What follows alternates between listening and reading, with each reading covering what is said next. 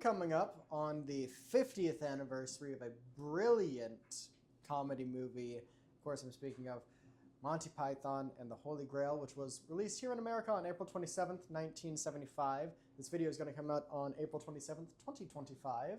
I would have aimed for the British release date of the film. The original release date would be in April the 3rd, 1975. Of course, we're recording this video currently on April the 4th, so we just about missed that mark when we were trying to fit this video into the recording block. But it will still be out in time for the American 50th anniversary of Monty Python and the Holy Grail. Today we're making a variation of the hand grenade cocktail called the Holy Hand Grenade of Antioch, inspired by probably the most iconic moment of the film when they pull out the Holy Hand Grenade of Antioch to kill a rabid rabbit that had just slaughtered many knights. It's a pretty hilarious scene. The hand grenade cocktail is sort of a hilarious mess of mixology that nobody really knows the roots of. Well, we know the roots of it, but we don't actually know how most people make it today, how it was made back then necessarily. It's a big mess. When you're researching the hand grenade, it's sort of like a novelty tourism cocktail. Most of the time you will find that its ingredients are rum, vodka, gin, and rectified corn spirit, which always kind of stuck out as odd to me because that is pretty much just vodka. So I don't know what's going on there. Does he mean like moonshine? Does he mean like unaged whiskey? Like what are we talking about there when it comes to the original hand grenade cocktail? I kind of kept some aspects. I kept some rum, I kept some gin in this, but I also kind of wanted to go in the direction of how do I make the holiest drink known to man? How do I make holy water here in my shaker? And that is by picking out, of course, the holiest bottles known to man. We're just going to be using Broker's London Dry Gin for our, essentially kind of our base. Nothing too special about that. Same thing for the Appleton Estate. I use a Jamaican rum just for some rum funkiness, but we really get into the fun of this drink is with the modifier liqueurs. We've got Saint Germain here, an elderflower liqueur. We have, of course, a bottle of Chambord, a raspberry liqueur, and this bottle is often called the Holy Hand Grenade of Antioch due to its shape and size, so I figured that was fitting, as well as the dressing on it.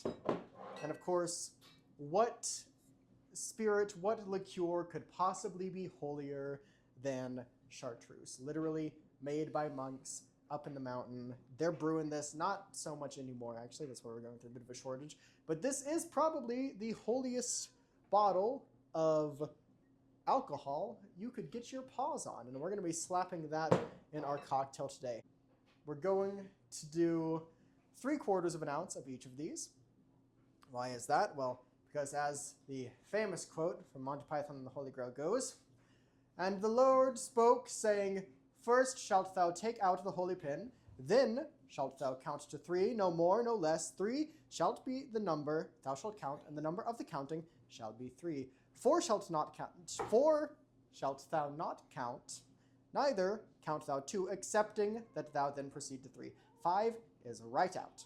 Once the number 3, being the third number, be reached, then lobbest thou thy holy hand grenade of Antioch towards thy foe, who, being naughty in my sight, shall snuff it."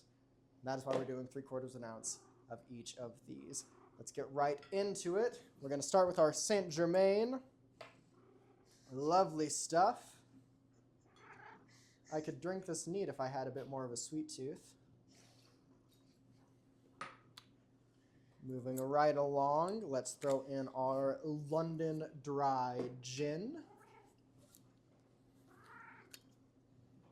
I just took the cap off that guy, not the lid. That's the fun thing about brokers.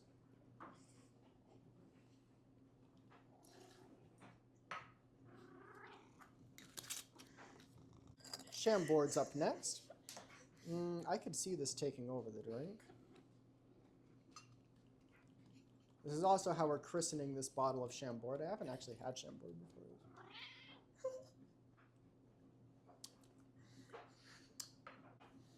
Moving on, Appleton Estate, one of my favorite cheap Jamaican rums. Of course, some Ray Nephew Smith & Cross Plantation 3-year.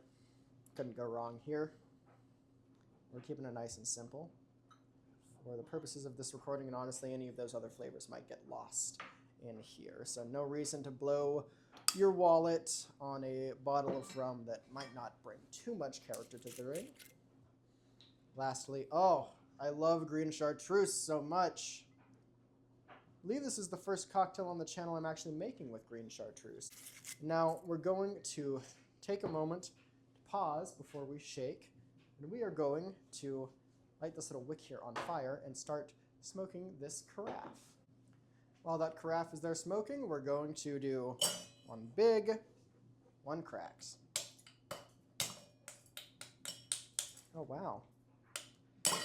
This is the first one of these guys that's put up a fight. Let me dig out more for that guy. It seems to work better when I smack it against the palm of my hand. Start shaking up the holy hand grenade.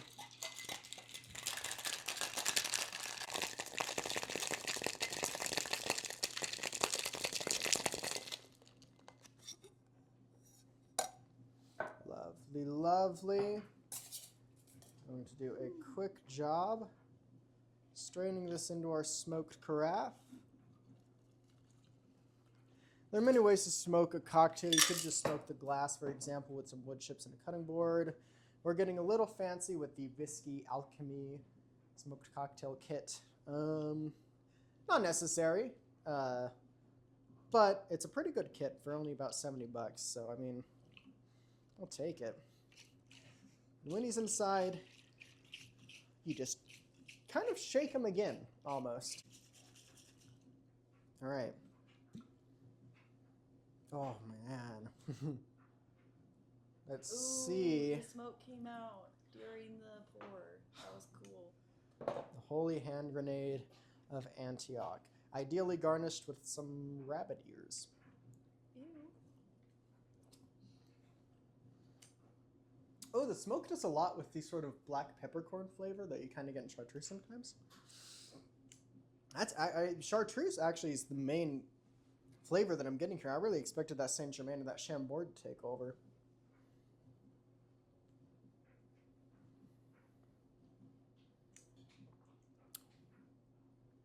Oh wow, it's so sweet going down though.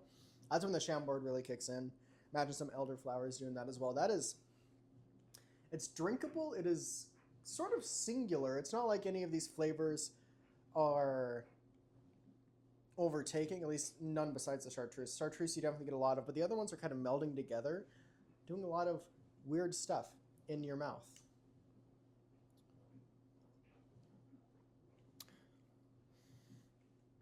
Well, I think that drink is an acceptable toast to a brilliant comedic mind, a brilliant comedic film. Monty Python and the Holy Grail. Go check it out if you haven't. You're 50 years too late.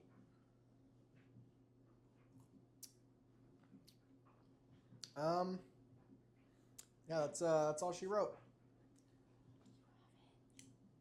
Now for something completely different.